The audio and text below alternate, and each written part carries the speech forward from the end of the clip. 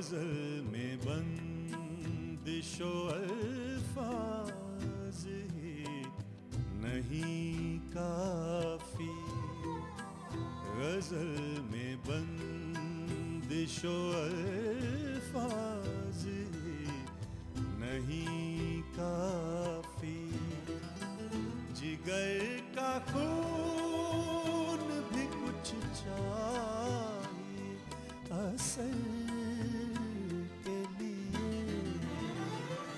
अंदाज़े बयान अंदाज़े बयान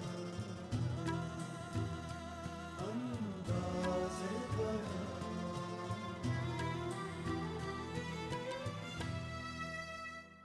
ये बज़्में मैं है या कोताह दस्ती में है महरूमी, जो बढ़कर खुद उठा ले हाथ में मीना उसी का है। मौजूद नाजरीन आदाब। आप जहन पर जोर डाल रहे होंगे कि ये शेर तो बहुत जाना पहचाना सा है, लेकिन शायर कौन है? हजरात, ये है शाद अजीमाबादी। ये अजीमाबाद भी कोई नया शहर नहीं, बल्कि कदीम शहर है, जिसे आज हम पटना के नाम से जानते हैं।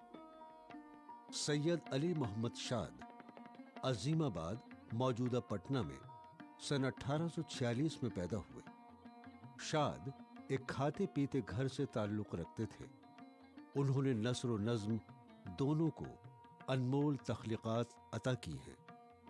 कुछ लोगों का ख्याल है कि वो सगीर बिलग्रामी को अपना कलाम दिखाते थे, मगर उन्होंने अपना उस्ताद शायरी उल्फत हुसैन फरियाद को माना है। शाद ने मसनवी, गज़ल, कसीदा, मरसिया और दूसरे असनाफ सुखन में तख्लीक की है, मगर अदबी नज़र से वो अपनी गज़लों के कैफ, घुलावट और असलियत के बाइस मशहूर हुए। मरसिया निगारी में भी उन्होंने बड़ा नाम किया। नक़ादों का ये ख्याल मबनी बर माकूलियत है कि गज़ल के रूबा इन्हितात असर को संभालने में शाद अजीमाबादी का खास हिस्सा है। उन्होंने गज़ल को न सिर्फ संभाला, बल्कि उसमें ऐसी रंगीनी और शीरीनी भर दी कि गज़ल फिर से जिंदा हो गई। उनका सन 1927 में इंतकाल हुआ। नाजरीन, सैयद अली मोहम्मद शाद अजीमाबादी उर्दू गज़ल के दौरे इन्हितात के सफ़े अव्वल के शोरा में शुमार होते हैं। ज़बान पर उनकी पकड़ बिल्कुल वैसी ही थी जैसी एक सिपाही की तलवार पर। उनकी शायरी में खालिस हिंदुस्तानी मिट्टी की खुशबू थी। क्लासिकी और जदीद दौर के दरमियान की एक अहम कड़ी हैं। इस दौर में उन्होंने गज़ल को संभाला दिया जब गज़ल तकरीबन हिचकियाँ लेती हुई महसूस हुई। शाद बैक वक्त कई ज़बानें जानते थे। उसकी झलक उनकी शायरी में भी बखूबी देखने को मिलती है। अजीमाबाद में रहने के बावजूद लखनऊ की ज़बान पर उन्होंने महारत हासिल की और उसे अपनी शायरी में भी इस्तेमाल किया। उन पर मज़ीद बात करने से पहले नाजरीन, बेहतर मालूम होता है कि उनकी ये गज़ल सुन ली जाए। अगर मरते हुए, अगर मरते लब पर तेरा नाम आएगा, अगर मरते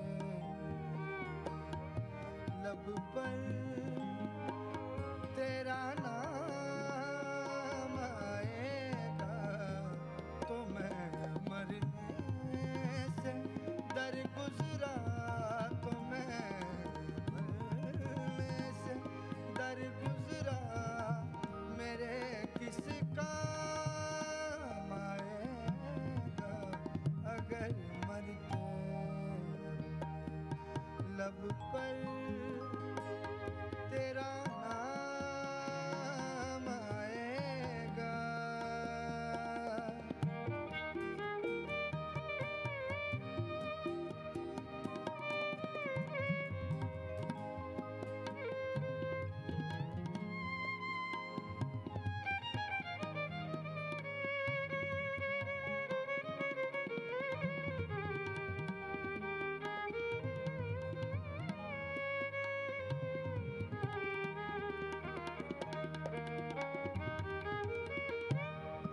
शबे हिजरा की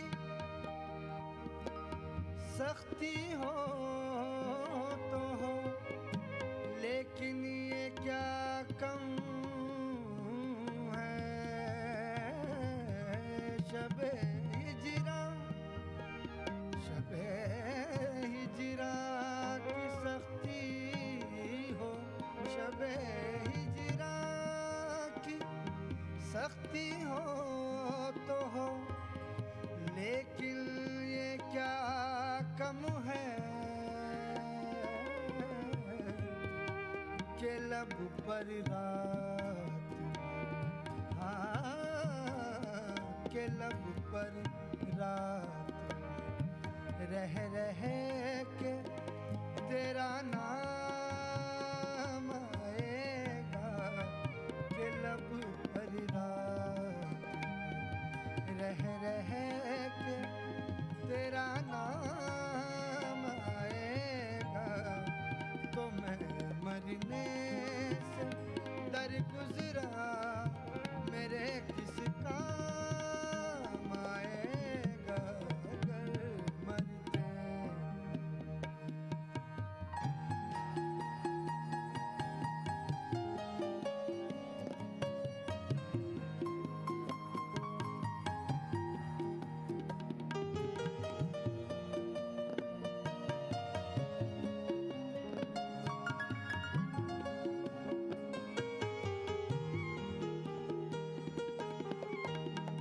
गली में यार की,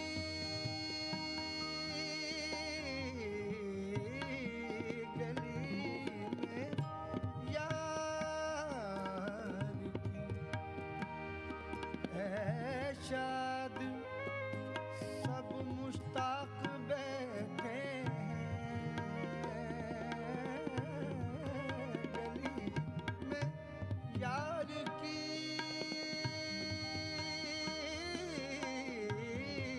गली में यार की ऐ शाद सब मुश्ताक बैठे हैं। गली में यार की ऐ शाद सब मुश्ताक बैठे हैं।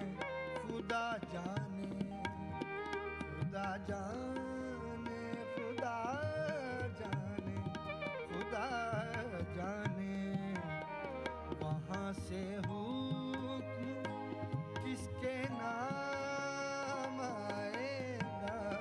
खुदा जाने वहाँ से हुक्म किसके नाम आएगा। तो मैं मरने से दर गुजरा मेरे किस काम आएगा अगर मरते। लब पर तेरा नाम आएगा अगर मरते।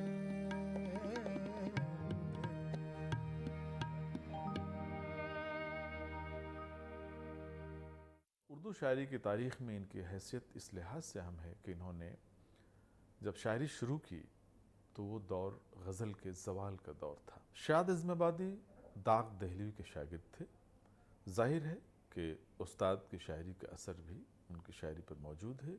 उनकी ज़बान पे, उनके डिक्शन पे उस शायरी के असरात देखे जा सकते हैं।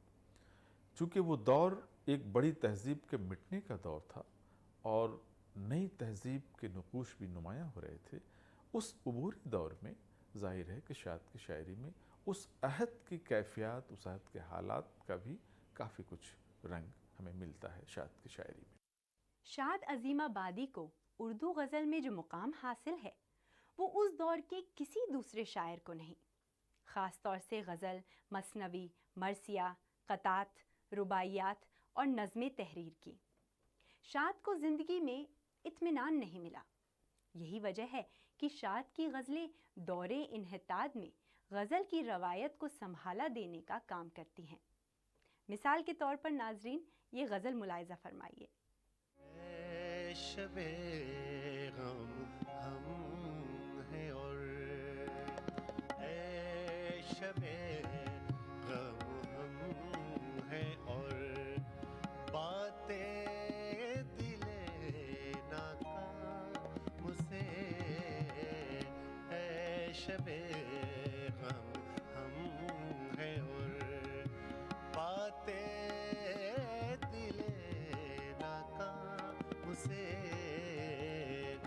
सोते हैं नामे खुदा सोते हैं नामे खुदा सब अपने घर आराम से सोते हैं नामे खुदा सब अपने घर आराम से ऐ शबे गम हम हैं और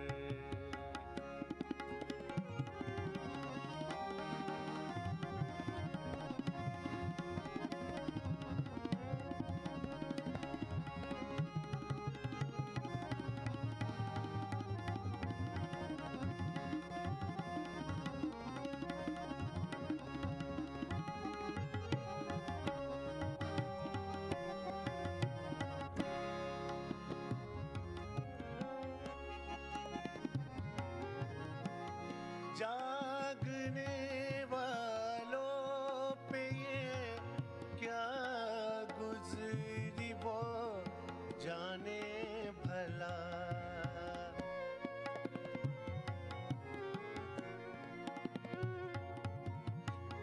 जागने वालों पे क्या गुजरी वो जाने क्या भला सो रहे हैं जाके बिस्तर सो रहे हैं जाके बिस्तर पर जो अपने शाम से सो रहे हैं जाके बिस्तर पर जो अपने शाम से ऐ शबे गम हम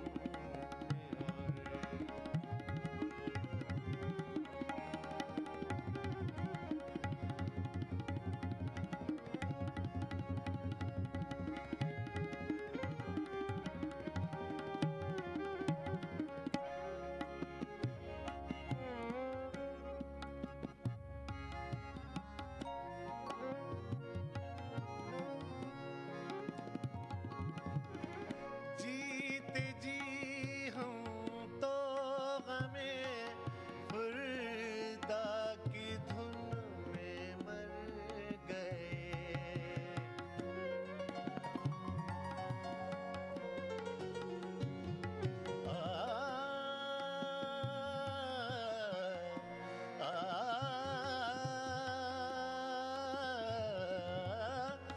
जीते जी हम तो हमें फुर्दा की धूम में मर गए कुछ वही अच्छे हैं जो कुछ वही अच्छे हैं जो वाकिफ नहीं अंजाम से कुछ वही अच्छे हैं जो वाकिफ नहीं अंजाम से ऐ शबे गम हम हैं और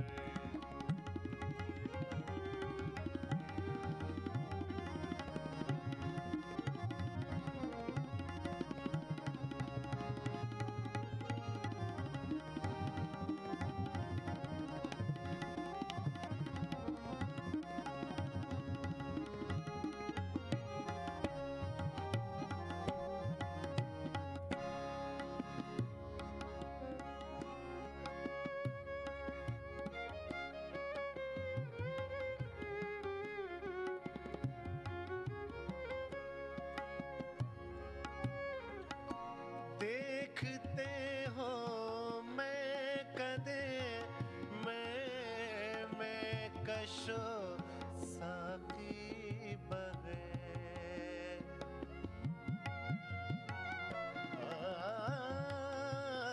देखते हो मैं कशो देखते हो मैं कदे मैं कशो साकी बगैर किस गजब की बेकसी किस गजब की बेकसी पैदा है शक्ले जाम से किस गजब की बेकसी पैदा है शक्ले जाम से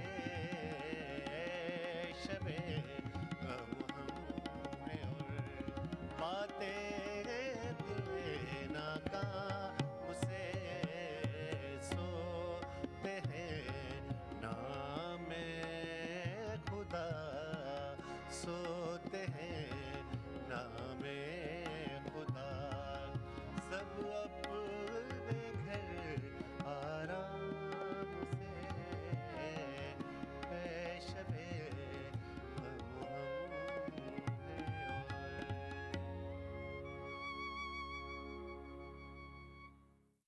शाद के ज़माने में गज़ल ने एक रिवायती अंदाज इख्तियार कर लिया था। मीरो गालिब ने जिस गज़ल की ज़ुल्फ़ें सवारी थीं, वो ज़ुल्फ़ अब बिखरने लगी थी, यहाँ तक कि उलझने लगी थी। शाद ने पहले इस ज़ुल्फ़ को सुलझाया और फिर उसकी ऐसी कंघी चोटी की कि वो उसी आबुताव के साथ दमकती नज़र आई।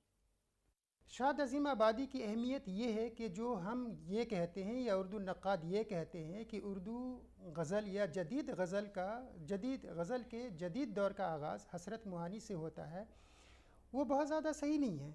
दरअसल जदीद गज़ल का आगाज़ शाद अज़ीम आबादी से होता है।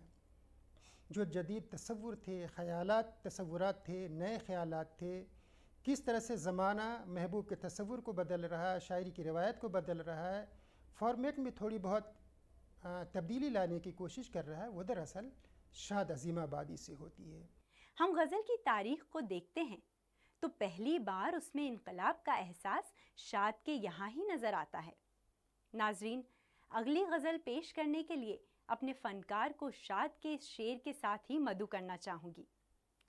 जब अहले होश कहते हैं अफसाना आपका, हंसता है देख देख के दीवाना आपका।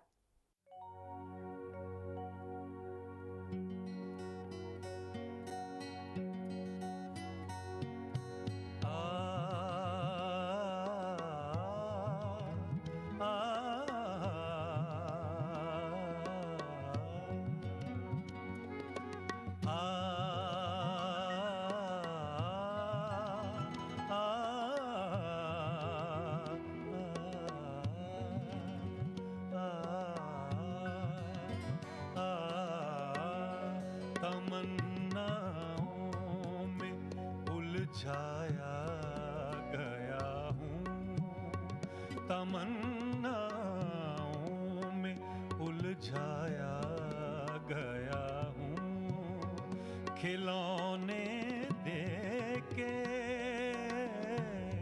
खिलौने देके बहलाया गया हूँ, तमन्नाओं में उलझाया गया हूँ।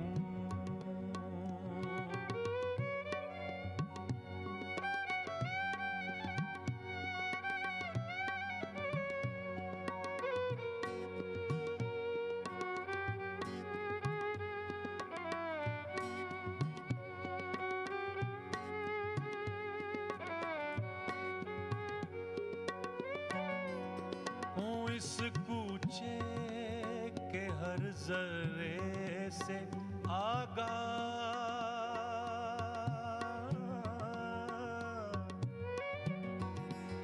हूँ इस कूचे के हर जर्रे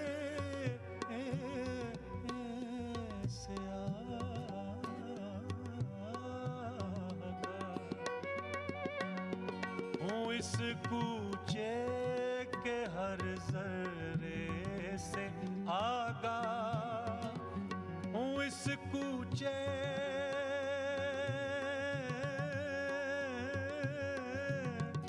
हूँ, इस कूचे के हर जर्रे से आगाह। इधर से मुद्दतों आया गया हूँ, इधर से मुद्दतों आया गया हूँ। खिलौने दे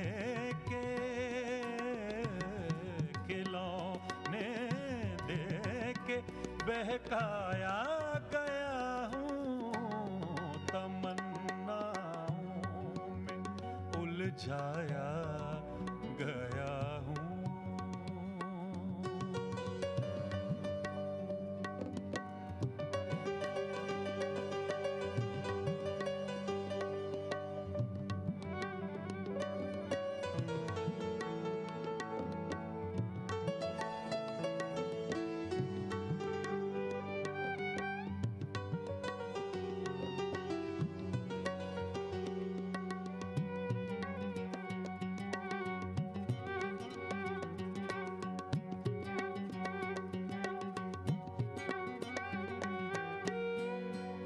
दिले मुस्तर से पूछे रौनके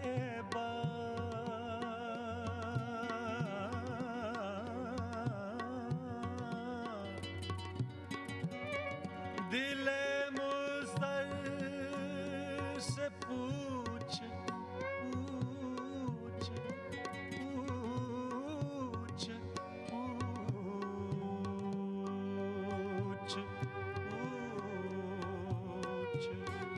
दिले मुस्तर से पूछे रौनके बाज, दिले मुस्तर से पूछे रौनके बाज। मैं खुद आया नहीं लाया गया हूँ, मैं खुद आया नहीं लाया गया हूँ। खिलौने दे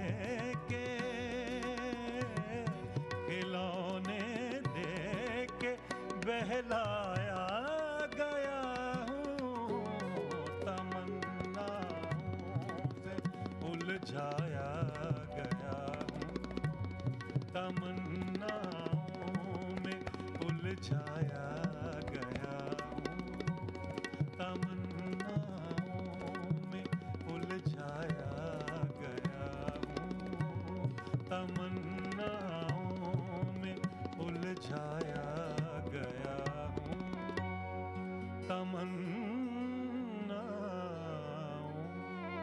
में उलझाया गया हूँ।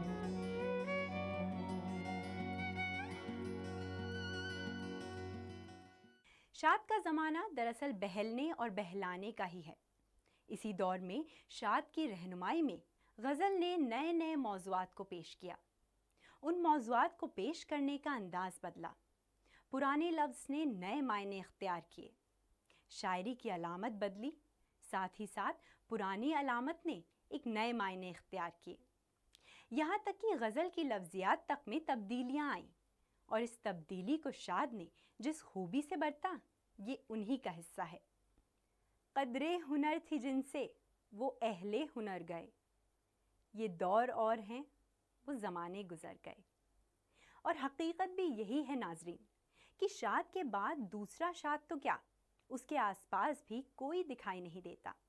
यही वजह है कि उनके बाद उस अंदाज से गज़ल को बरतने वाला दिखाई नहीं दिया।